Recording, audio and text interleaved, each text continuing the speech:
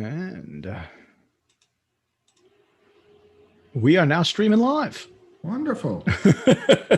Sorry for a couple of minutes late. I was having an issue with the YouTube side of Zoom, which is part of this whole brand new environment that even though I've been at it for 12 months now using this tool, I still screw up every now and then. So apologies to all of you. Apologies to Roger. I have been looking. We are.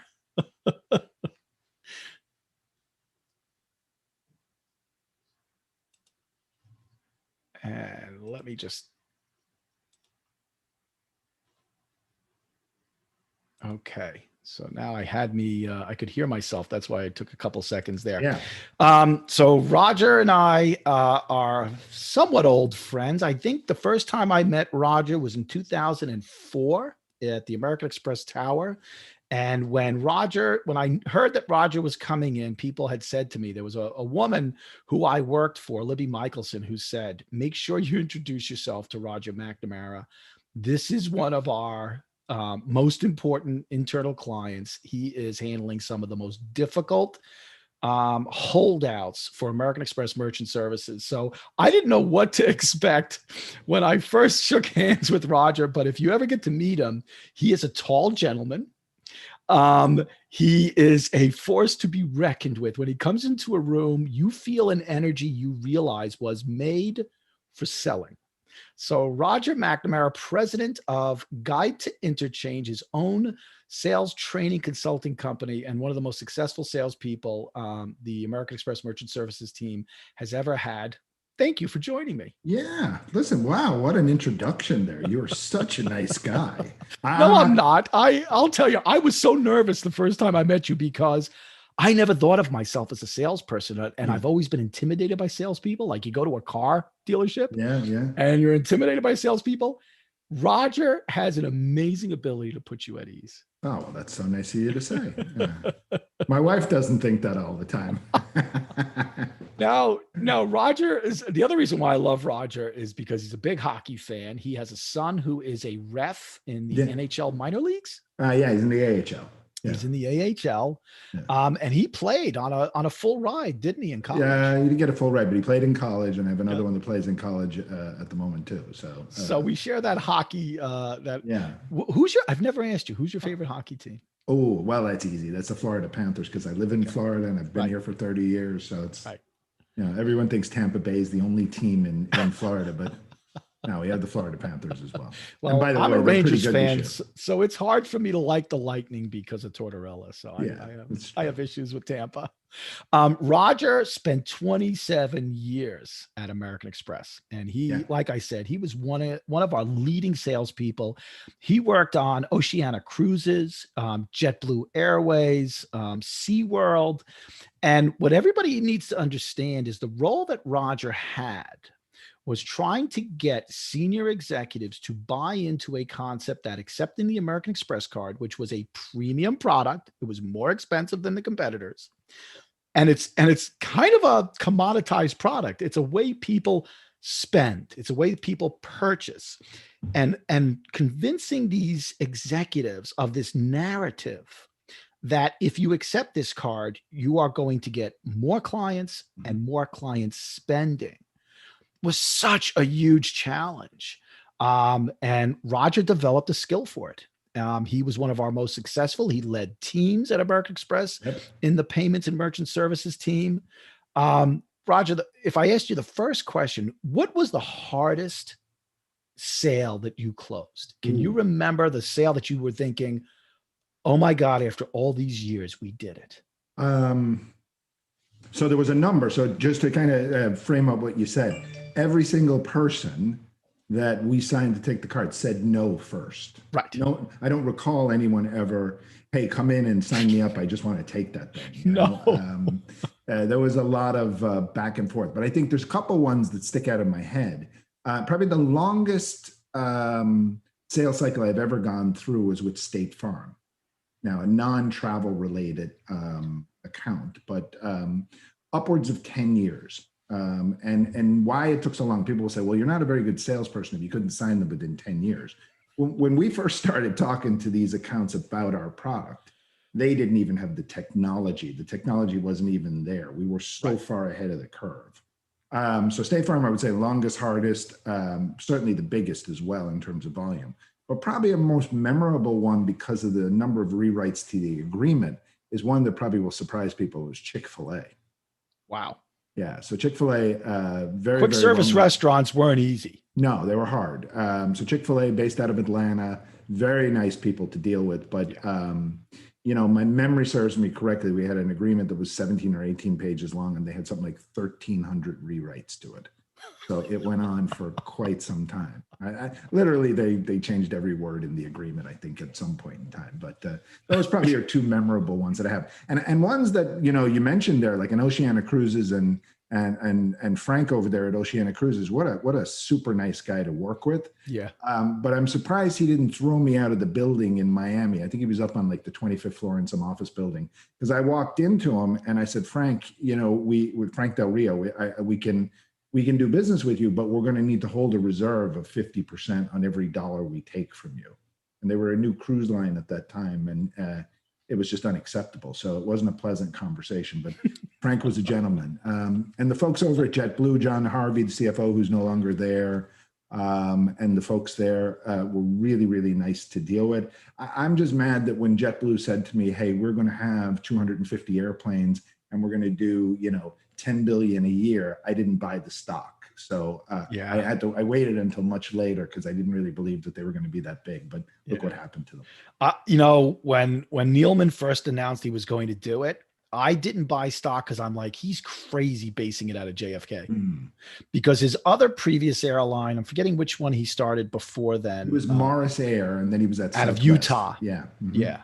And that made sense to me because Salt Lake City, while you had Delta there, it wasn't Delta's main hub. They had very diffused presence in Salt Lake City. So that made sense to me. And I'm like, what is he doing at a JFK? I'm not buying that stock. What an idiot I was. Yeah. Now he's out of Salt Lake again with a new airline called Breeze. Yes. So he's launching it this year. So, he just has a track record. I mean, Azul down in Brazil. I mean, the guy. Yeah, he's a brilliant guy. Yeah. Yep. So as you think about your career as a individual contributor and as a sales team leader, I mean, you've got over 30 years working in the sales field. What has been the difference for you as a person who learns between, selling features and benefits? You're given the American Express product. What is American Express's product? Open to buy on the card and, some other features on purchasing cards and all this other mumbo jumbo that we have. So you have the features and benefits of being an American Express merchant or any sales thing that's being sold versus the way you went about getting your sales prospects excited about purchasing with you. What do you think was the difference? Was there a moment where you were like, wait a second, I'm not going to do it the way they trained me. Mm-hmm.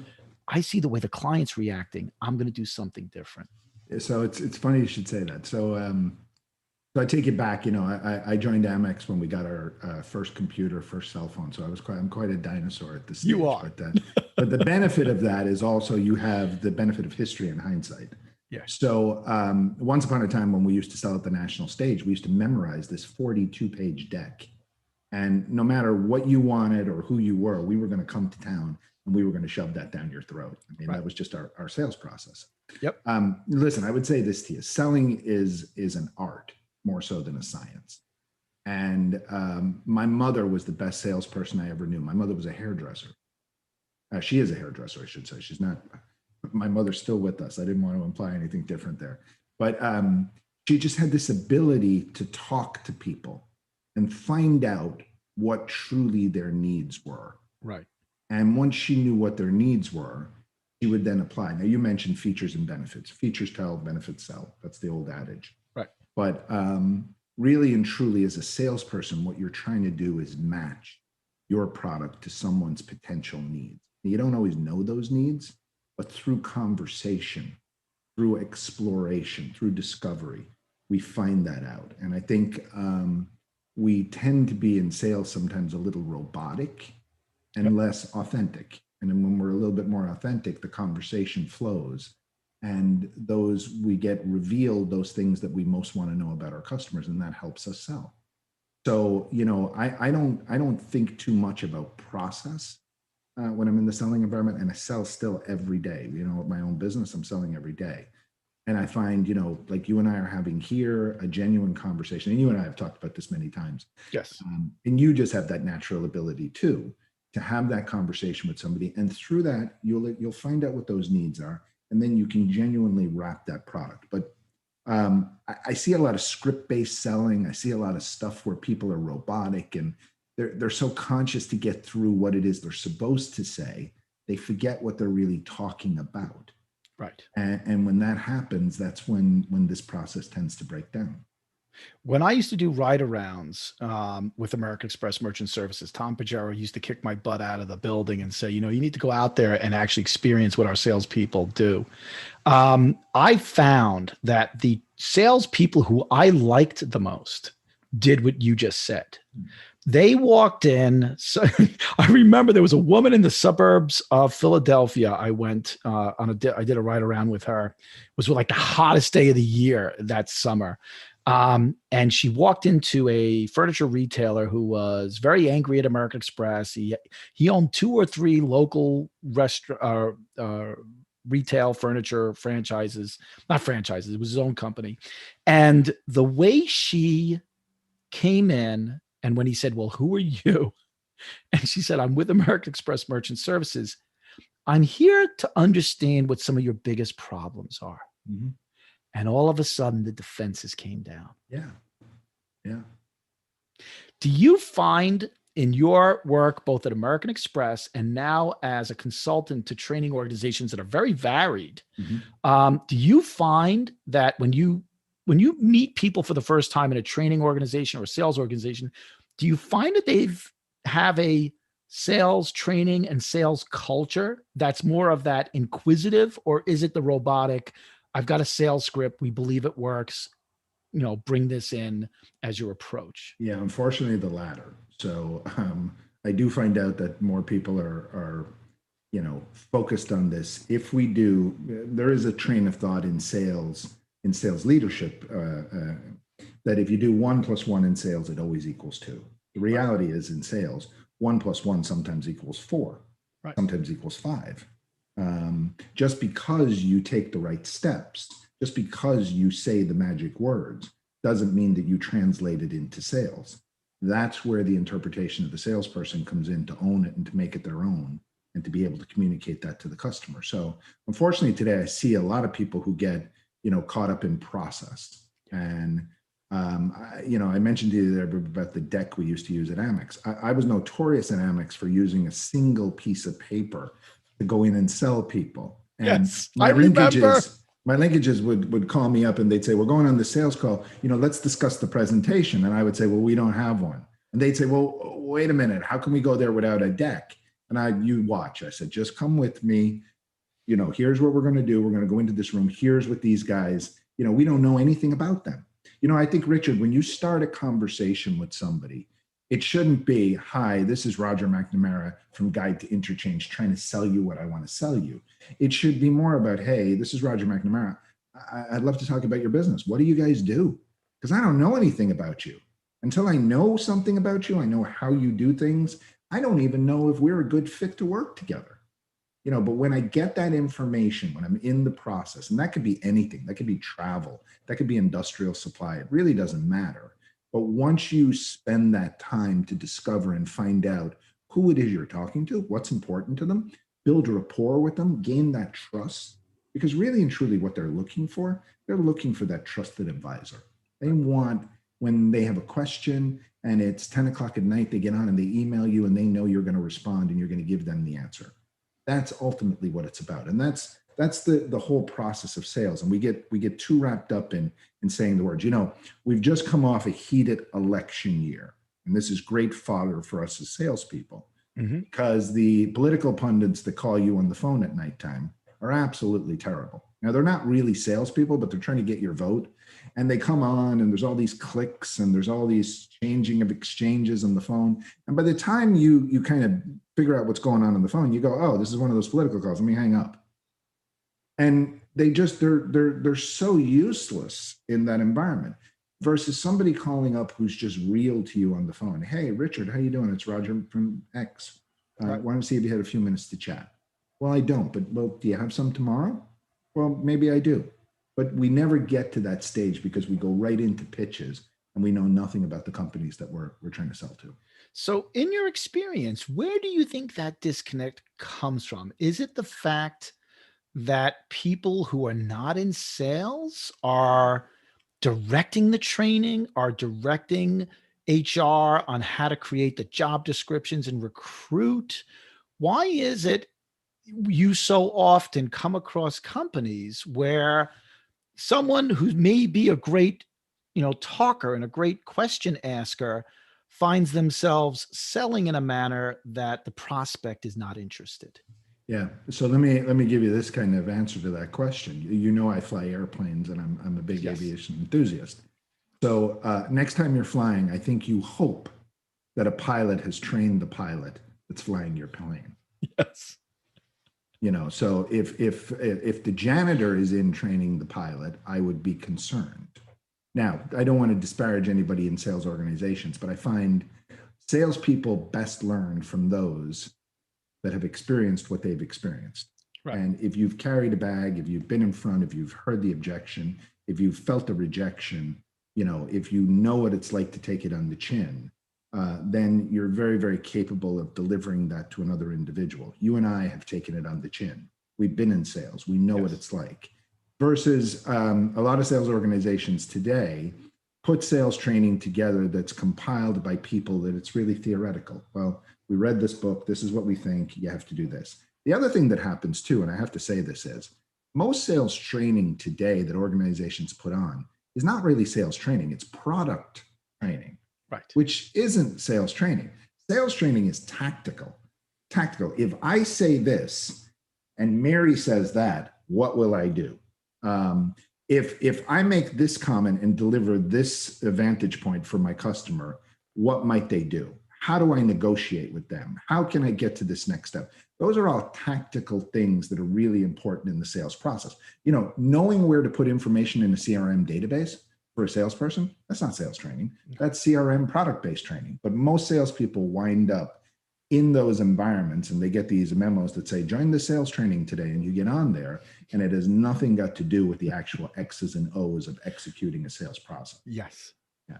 When I was helping run the sales training and the client management training for Tom, we knew because we measured every single training with a polling tool. Yeah. We knew that our best training was when the individuals who were offering the training were excellent leaders, either as individual contributors or leaders in the organization. Right. And what I was doing with my style of organizing those trainings was getting them to, tell me a story about that. Don't just tell me that and you're going to go on the call and present a deck.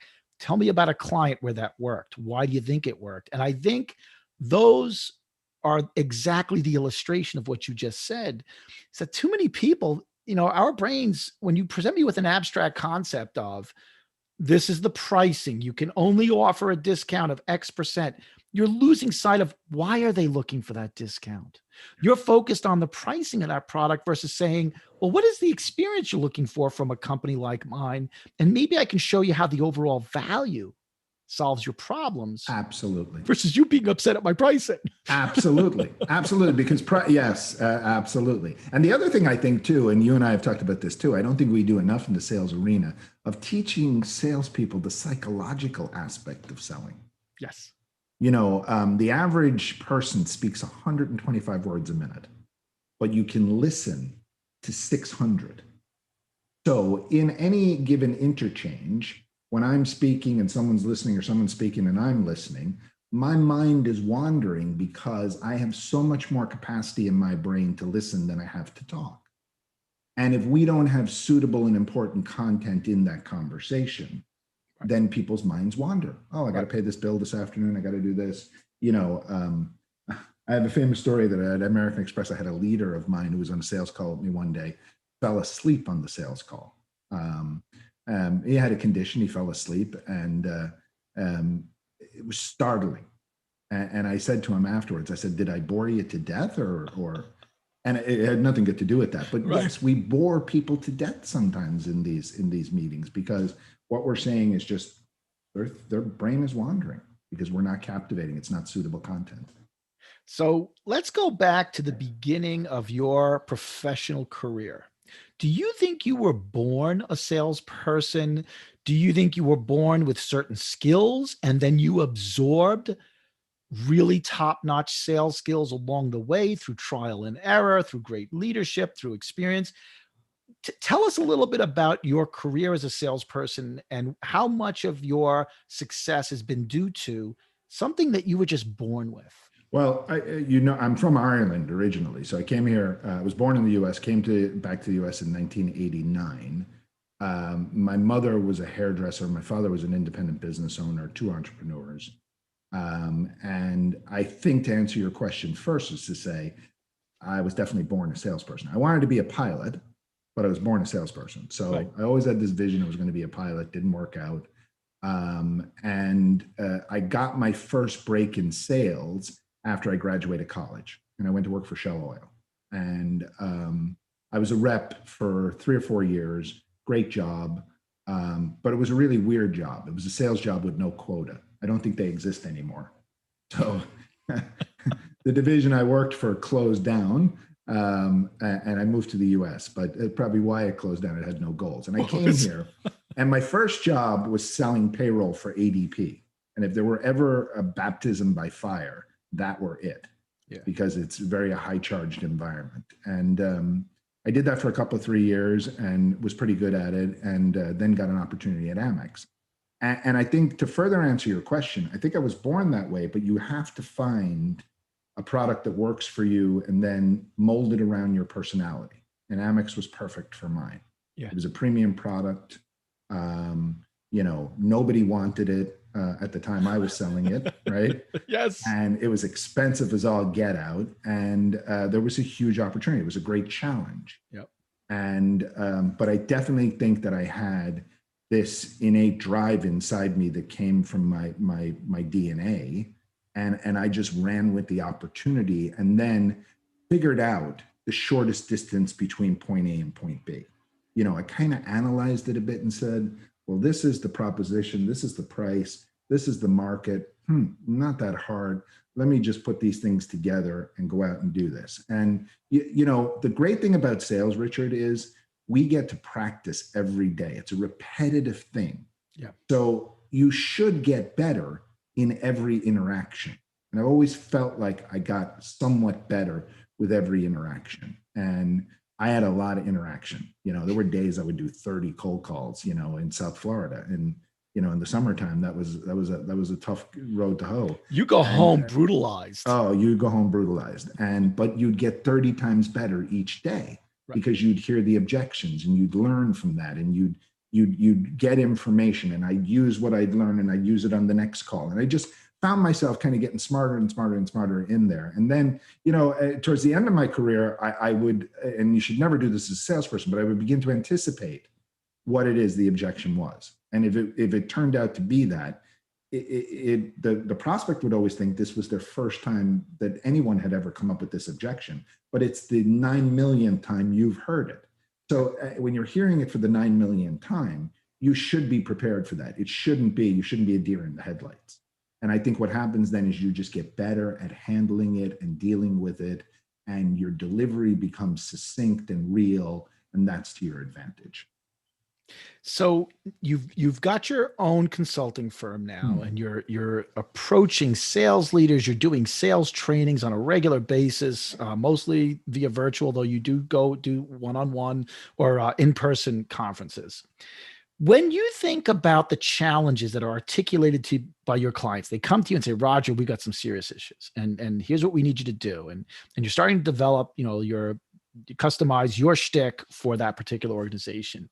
Have you started to see a pattern around why you think the training is broken there? Is it that too many companies hire the wrong person for the job? So for example, American Express sometimes hired salespeople for merchant services that were good salespeople for other types of companies, but not for a commoditized project like accepting a credit card. Right. Is it stuff like that there's core structural issues, or is it that no, it's the way that the sales process has been trained at the salespeople, and you're sort of rewiring the culture of the sales team to look at things from a client-centric, basis? Well, Have you seen any formula? Yeah, well, hiring is so let me tell you this. I would tell you the number one thing that prospects and customers look for in a salesperson is active listening skills.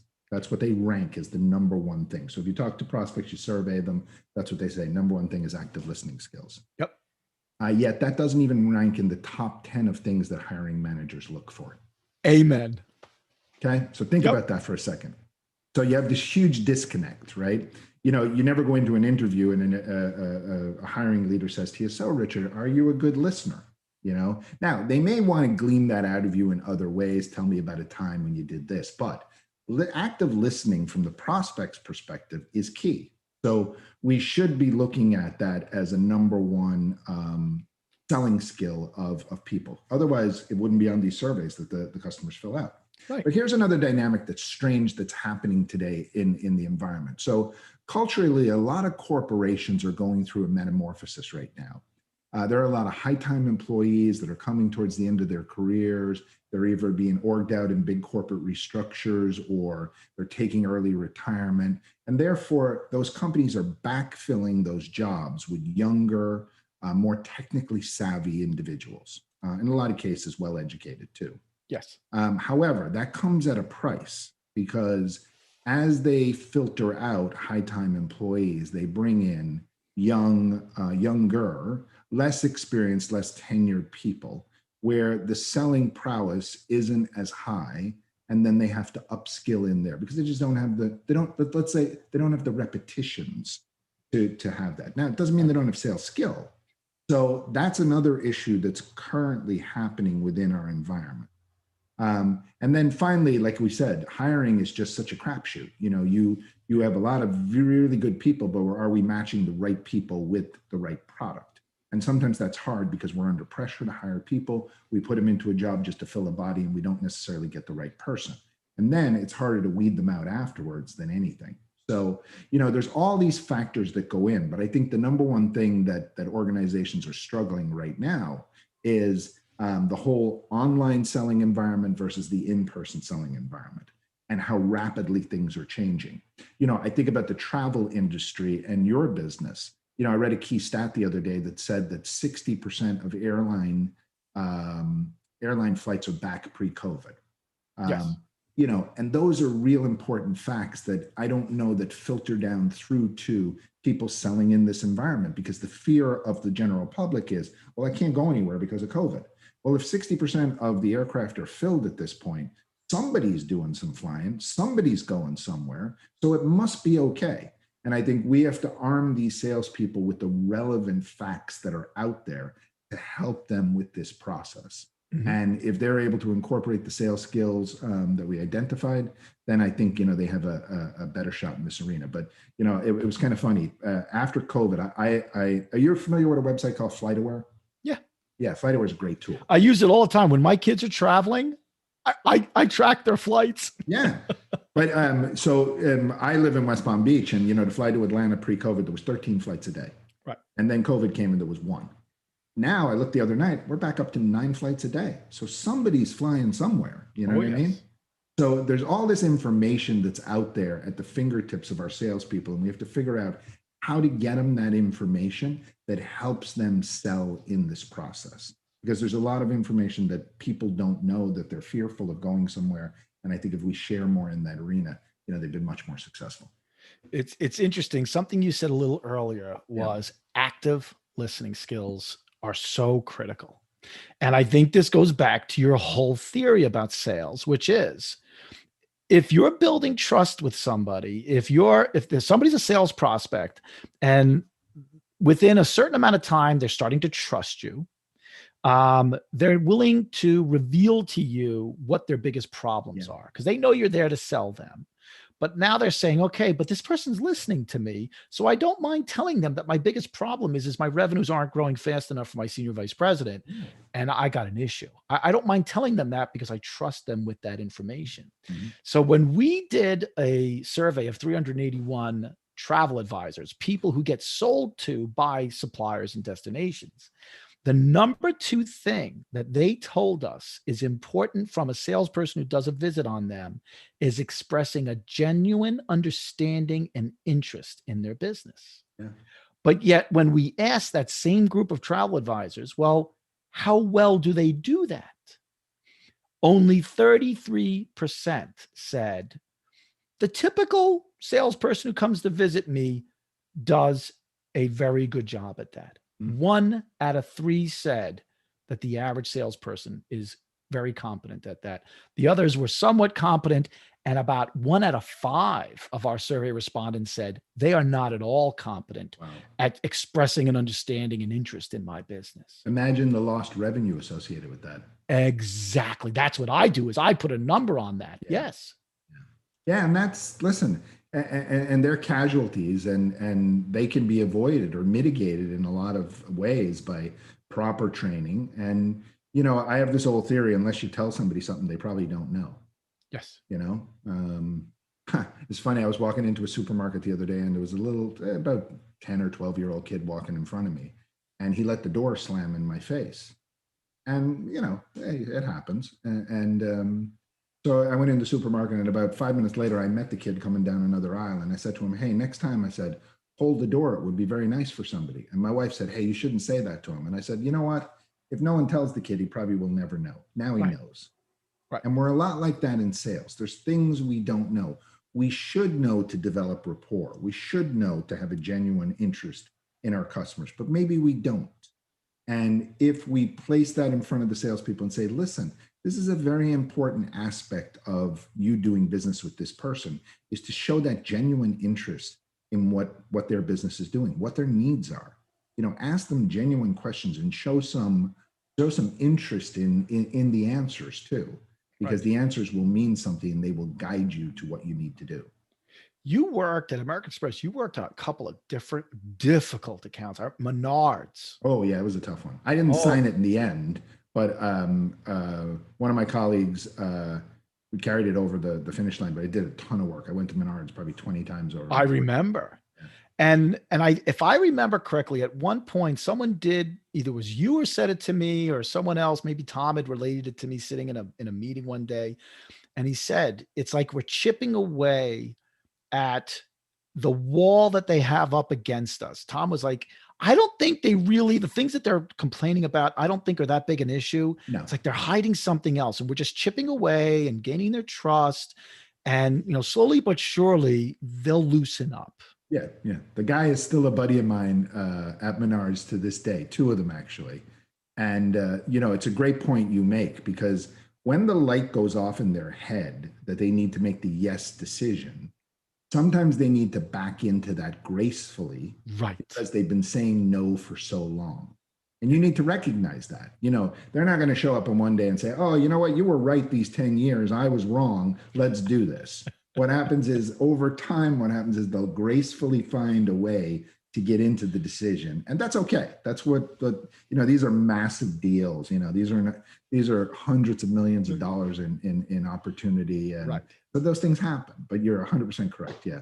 So now, do you have a way that you go about closing the gaps between either the skills or the culture, or a combination of both, in a sales team? Do you have like a process that you go through to help the organization close those gaps? Do you find a consistent methodology that works for these companies?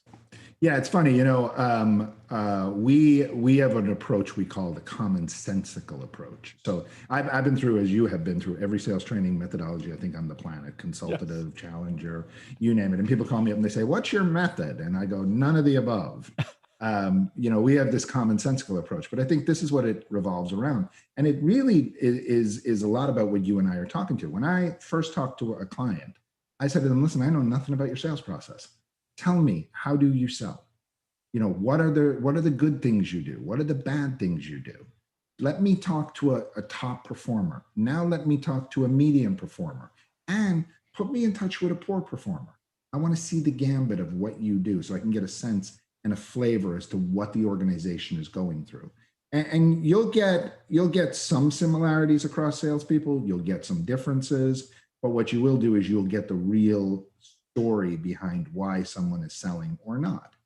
And sometimes, companies get in their own way in this process. They got to let people get out of the way a little bit so people can sell. Sometimes there's too much restrictions on them. Sometimes those restrictions are there for a reason. But we like to immerse ourselves in first to find out, what is your culture? Why are you doing it this way? And say, hey, this is what we perceive. Now, if you tell us that that's correct, then we'll map across to that and we'll say, okay, here's the way to dig yourself out of this hole. Some of it may be more basic than you think. Your salespeople are ignoring this, and this every time they make a call. They just need to be brought back into the fold here, and they need to be reminded to do this, and you probably need to track it as well. So that's kind of how we do it. There's no real, we don't have this blinding 40 pages of scientific approach to this thing. It's, what are you doing now? What's working? What's not working? Right. Let's show you what we think can help you, and then apply that in the real world for them. So now the industry that I'm in, this travel industry, 14 months ago, 16 months ago, travel decisions were somewhat complex. There are so many moving parts. I'm going to, if I'm going somewhere really special, I'm not going to be jumping in my car. I need an airline ticket.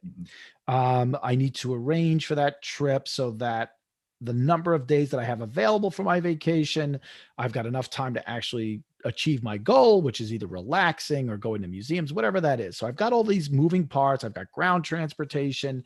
I may need travel insurance. If I'm, if I'm an adventure traveler, I've got to make sure that the rappelling that I'm going to be doing at that famous rock climbing place is covered. And so you've got this purchase that was never that simple. I mean, you could buy an all-inclusive package in Mexico, and that's relatively simple. You could buy a cruise, and that's relatively simple. You get on the boat and you kind of just stay on the boat and buy a couple excursions. But in general, travel's not always simple. Now you layer on top the craziness that we have with this coronavirus. We've got vaccination requirements by some nations. We've got vaccination requirements by some suppliers. We've got people worried about being stranded. What if by accident I get COVID in the destination and now I'm stuck there for 14 days when I get isolated and whatever? So you've got this level of complexity, and you've got a sales force, independent travel advisors, working with a consumer base that is at varying degrees of just tell me about the experience and I'm sold, versus tell me about the experience, but I have some significant concerns. Yeah. What would you be advising an organization like a cruise line or a large resort company where they've got this independent sales channel trying to create demand, and when possible, qualifying people who are like on the fence, but could go with the right approach? What would you be telling them in terms of the skills they're going to need to get people who legitimately could safely travel to make that decision? They've got the discretionary income. If they want to go, they just needed somebody to kind of help them get past their own, concerns. Yeah. Well, I think there's probably two things here. One, it depends whether these are outbound or inbound calls. Certainly inbound calls, are people expressing an interest in a product or a destination or whatever that might be. I think as salespeople, we are conscious of closing the deal. Yeah. And that sometimes, runs, what do we reveal to our customers? Because, that may cause us not to close the deal. Not saying that anybody would say anything erroneous to somebody. But I think in this environment, we have to be very forthright and transparent with customers. But I think what needs to be communicated to people, or at least I would be communicating to people, whether this is realistic or not, is the common sense that you need to put to this. Listen, you're going to go to the Maldives for 2 weeks. That may be challenging. You may have to do X, Y, and Z, and you probably need to take out insurance for this and make sure that it has a COVID provision so that you're covered for 2 weeks there. If I'm going to Las Vegas for 2 weeks, that has different connotations to it. I went to Las Vegas in the height of the pandemic and was really blown away how they had thought through every single piece of the detail. I mean, it was amazing. Even the craps tables had partitions up between them. The hotels were sanitized. There was social distancing everywhere. So I think there is varying degrees there, but the operators themselves have done a tremendous amount to make people feel secure in certain circumstances. So, I would assume the travel industry is going through a little bit of a boom here in the staycation mode, because in America today, people have made all out efforts to make sure that they're, but I think transparency with people and giving them real facts. You don't need a COVID test to get on an airplane in the US. You don't need to have a vaccine to get on an airplane. Does it help if you have one? If it helps you, then it helps. So these are all things that need to be kind of put out on the table for people. What I think erroneously is that there are a lot of people that think you can't go on an airplane or you can't go on a cruise ship. Well, not yet anyway, but there are certain circumstances here where, like I said to you, I'm going to South Carolina next week. I'm getting on an airplane. I don't know if the middle seat will be full or not, but I'm going to take the proper precautions. I'm going to have a mask, make sure my hands are washed, and, do whatever I can to be safe. And I think when we do that, when we put it out there, the average person will look at that, analyze the risk, and decide that it's right or not right for them. But I think full transparency in everything you do is really important. Yeah, it's you keep coming back to this whole concept of trust. Transparency means that you trust the truth enough that you can say it, and you trust the truth enough with that person that they're going to deal with it on their own terms, and you're okay with that. Yeah. Yeah. And if they decide, oh my goodness, I didn't realize I need a vaccine to get to St. Lucia or wherever. I don't even know if St. Lucia requires vaccines. I know they require testing. That look, I'm just giving you the information. Yeah. But the reason why you want to buy from me is because you can trust me. Absolutely. Give you the information. Absolutely. Yeah. Absolutely. There's the next big issue that's going on for the industry for group travel is this whole concept of, I want to go with a group. You're selling a group trip to Tuscany. We're going to go and do villas and wine tours, and we're going to stop in Florence and go to the Uffizi next, in January 2022. But now we've got the complication of, I will be in close proximity with a group of people that are traveling with you, and I may not know everybody. And how do I feel about that? Different people are on that bell curve of whatever. I got vaccinated. I'm good. It's not an issue, but there may be people saying, this is my best chance to get to Tuscany and do this. I want to go, but I need to feel comfortable that you've walked me through that process. Sure. Well, I think part of that comes from too, Richard, and this may sound very, very basic, but when my career is selling, I believe in the product I sell now. I believed in every product I've sold. Yep. I think it's hard to sell anything you don't believe in. Yep. But if you genuinely believe that something you're selling is right and okay, and you would do it yourself, and you can convey that to someone else, that speaks volumes. That is part of being that trusted advisor. Now, Can we make sure that every little detail and that no one would ever get sick or could contract COVID? No, we can't do that. But we've got to understand that in 10 years ago, SARS was a thing or swine flu was a thing. And someone could have got swine flu or could have contracted. We've got to build that confidence back up in people that are willing to take that risk so that others see it and then multiply that into, and more people do it. So if we all sit around and we all say, well, we can't, no one's ever going to take that step. So I think if the people that are in the travel industry believe in the products they're selling and that they've done everything to make sure that they're as safe as possible to be, and then they're conveying that to their customers, that should come across. And I'll tell you, the independent salesperson, this travel advisor person, I have a group of friends who they're either clients or they're friends of mine. They were starting to travel again in July of last year. They were going on Instagram, they were going on Facebook Live, and they were telling their followers, I'm here at Universal Orlando. I'm going to show you what it looks like. I'm going to tell you how comfortable I feel. I'm going to tell you what the experience feels like. And there was an army of these independent salespeople out there doing exactly what you just said. And, it is my hope that the industry will continue to leverage them, because there's thousands, if not tens of thousands of these individuals who are ready to demonstrate with transparency, this is what the experience looks like. Oh yeah. My wife is a nervous Nelly, and I had a 21-year-old last August. He wanted to go to Vegas. And at the height of the pandemic, I booked travel March of last year and got a great deal to go to Vegas in August, and said, listen, in August, this thing will be history, And meanwhile, we get to August and we're right in the middle of this thing. Yes. And my wife says, I don't think we should go. And I said, we're going. And we went, and I will tell you, she came back and said, what an unbelievable experience it was. It was so well done. The airlines were excellent. The hotels were excellent.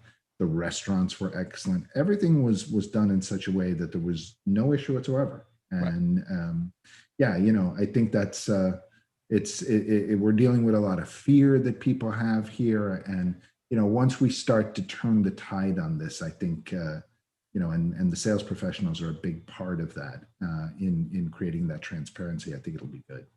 I totally agree with you. And like I said, I've already seen it.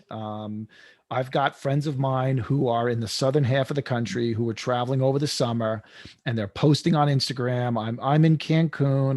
I'm a travel advisor. I wanted to see what the resorts are like.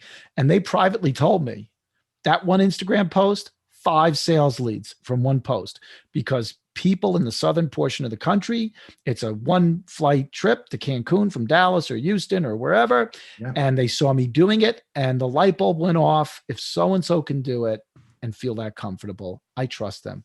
Honey, let's give her a call and ask her if we can, book 7 days away. Yeah. It's just a tried and true, sales methodology. Absolutely. Yep. Absolutely.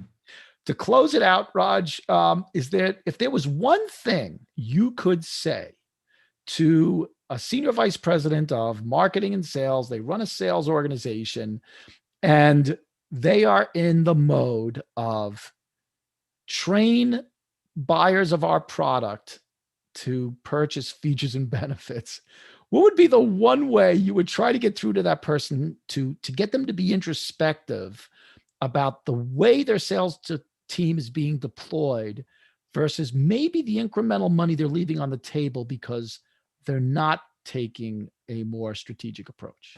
Yeah, I mean, you and I have talked about this. I'm a big believer in conceptual selling. So teach people what is the overall benefit of someone traveling with your organization, buying your product, whatever that might be. And they have to get it from a big picture perspective, not sweat the details. We sweat the details here, and we tend to focus on those, I think. But if you give people the latitude and they know the perspective of what they're trying to sell, they're much more successful. When we put guide rails, when we put scripts, when we put, chosen words in people's mouths, it becomes very evident that it's not authentic. You have to, my words can't be yours, your words can't be mine. We've got to teach people in this environment to be as natural as possible, because that's what the buyer wants. And the buyer, by the way, he can sniff that out. She can sniff that out. Yep. And that disingenuous nature that we sometimes hear of can be a real turnoff. And I think that's where you leave a lot on the table. And people wind up then going online and booking online where they don't have to deal with somebody because they trust themselves more so than trust someone they're talking to. And that's a shame, because these are these are experienced travel professionals. They know the ins and outs of the product. We just got to let them breathe a little bit. I think that would be the one thing I would say. Let them breathe. When I called you in late winter, early spring of 2017 and let you know that I was relaunching my consulting business, that was almost exactly what you said to me. You said, Rich, do you believe in the skills that you have to help these organizations develop your pattern, and then just go in with confidence and let them know that if they have an issue, you're going to help them source it and solve it. Yeah. And I'll never forget. I said to you, and I'm like, I was struggling with the pricing for my thing. And you said to me, don't ever go in looking to earn less than $2,500 a day. Yeah, you're like, you're worth it. Believe in yourself. And that is so much of what sales is all about. Well, if you don't, no one else will. I mean, that's the bottom line. I mean, I made a lot of money for a lot of other people during my career. I'm not saying I didn't do well myself. I did very well myself, but now that we run our own businesses, we look at this entirely differently. And we do. The immense amount of knowledge and background that you have in this area is priceless. The experience is priceless. Someone coming into this industry, wants the 25, 30 years of knowledge that you have. And unfortunately, that doesn't come cheap. That has a price to it. And, I may have said this to you, I'm not sure, but, we should never be apologetic in any sales about price. Right. Because if we've priced it that way and we believe that it's worth it, then it's worth it. Right. And we should be able to command that through the delivery of our sales pitch, through the features and benefits that we deliver. We should never be apologetic about price. Let me tell you, you have always been my inspiration. You've been my go-to guy when I'm feeling down about trying to sell. I so greatly appreciate the last, good gracious, must be 15 years now that I first met you. Because I've always, Ramberto, Jimenez, any of us at the tower who would have an issue, we'd always go, give Roger a call. Because you've learned it, you've incorporated it, you live it, you breathe it. And I think that's where a lot of the inspiration for all of us comes from. Is we look and we say, this is a guy who earned his stripes and he's comfortable in his skin. He just goes and does his thing. Yeah. And it's a great thing to watch. It's not that, selling is not that hard. We make it harder than it has to be. I agree. Yep. It's been terrific, Richard. I really Same here, Roger. Always appreciate time with you, sir. All right, man. Great. Enjoy. We'll talk again soon. Cheers. Thanks. Yep. Bye.